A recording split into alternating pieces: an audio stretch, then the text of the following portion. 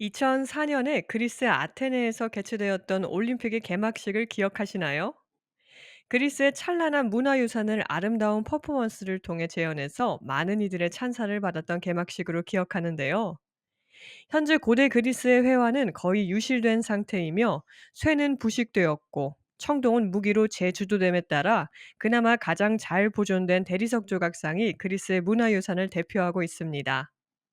사실 이 조각상들조차 처음 등장했던 당시와는 사뭇 다른 모습인데요.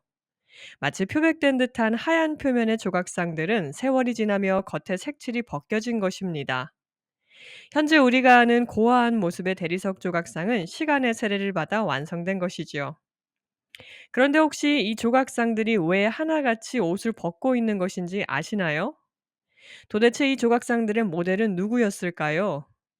이들은 실제로도 옷을 벗고 생활했을까요?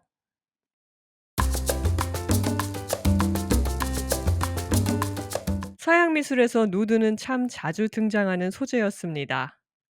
흔히 누드화 하면 여성의 누드를 떠올리곤 하지만 사실 서양 미술사에서 누드의 기원은 남성이었습니다. 기원전 4세기 중반 헬레니즘 시기에 들어서며 여성의 누드도 등장하기는 하지만 그 이전인 기원전 7세기 아르카이기와 기원전 5세기 고전기 미술에선 주로 여성이 옷을 입은 모습으로 등장한 반면 남성은 나체로 등장했습니다. 이 그리스 조각상의 모델이 되었던 일군의 남성들은 어떤 사람들이었을까요? 그리스 조각상들의 모델이 되었던 남성들은 올림픽 경기에 출전했던 젊은이들이었던 것으로 알려져 있습니다. 그리고 놀랍게도 이들은 실생활에서도 현대인들이 보기에 거의 전라에 가까운 상태로 활동했던 것으로 추측하고 있습니다. 그리스 젊은이들이 운동을 할 때 발버벗었다는 사실은 그리스의 체육장 김나지온이 벌거벗은이라는 의미를 지닌 김노스에서 유래했다는 사실에서도 유추할 수 있습니다. 김나지온에서만 나체로 운동한 것이 아니라 이들은 실제 경기에 참전할 때에도 활동의 효율을 위해 발가벗은 상태로 경기에 임했다는 기록이 전해집니다. 따라서 여성들의 경기 관람은 금지되었지요. 그리스 젊은이들이 주로 벌거벗은 상태로 일상생활을 했다는 사료적 증거는 플라톤의 국가에서도 확인 가능합니다. 기원전 4세기경에 쓰인 서양의 대표 고전 국가에는 이런 구절이 등장합니다.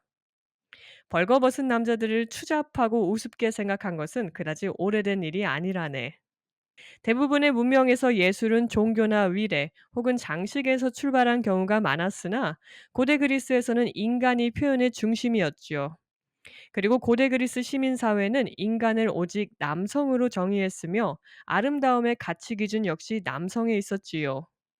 그에 반해 여성은 남성의 욕망을 자극하는 존재로서 남성보다 불완전하다고 간주되었지요.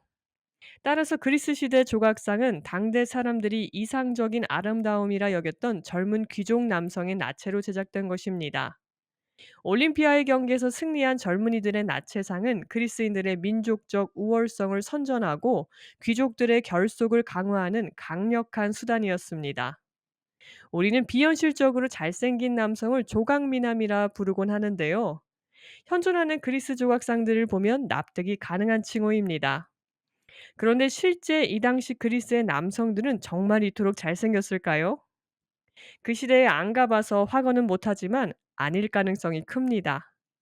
앞서 말씀드렸듯이 올림피아 경기에서 우승한 귀족 젊은이의 모습은 민족적 우월성을 상징하는 수단이었습니다. 굳이 조각상이 실물과 닮을 필요는 없었죠. 기록에 의하면 올림피아 경기에서 3회 이상 우승을 해야 자기 모습과 실제로 닮은 입상을 조각가에게 요구할 권리가 생겼다고도 하니 이 시대의 실물을 닮은 남성 누드 조각상은 거의 없었던 것으로 보입니다. 오늘은 왜 그리스 조각상들이 하나같이 바지를 입고 있지 않은지에 대해 알아보았는데요. 혹시 모를 오해를 불식하기 위해 첨언을 하자면 당시 그리스 남성들이 늘 전라의 상태로 다녔던 것은 아니고 현대인이 보기에 망토같이 보이는 옷을 몸에 두르고 다니기는 했다고 합니다. 다만 초기 그리스인들은 바지를 입는 행위를 야만적인 것으로 여겼다는 기록도 전해집니다. 바로 자신들을 침략했던 적이 있는 페르시아인들이 바지를 입고 다녔기 때문이었습니다.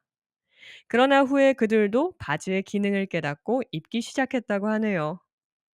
예술이 삶을 예술보다 더 즐겁고 의미 있게 만들어줄 그날까지 양질의 컨텐츠 제작을 위해 최선을 다하겠습니다. 여러분의 좋아요, 구독, 알림 설정은 큰 힘이 됩니다. 이상 거꾸로 읽는 미술사의 거미였습니다.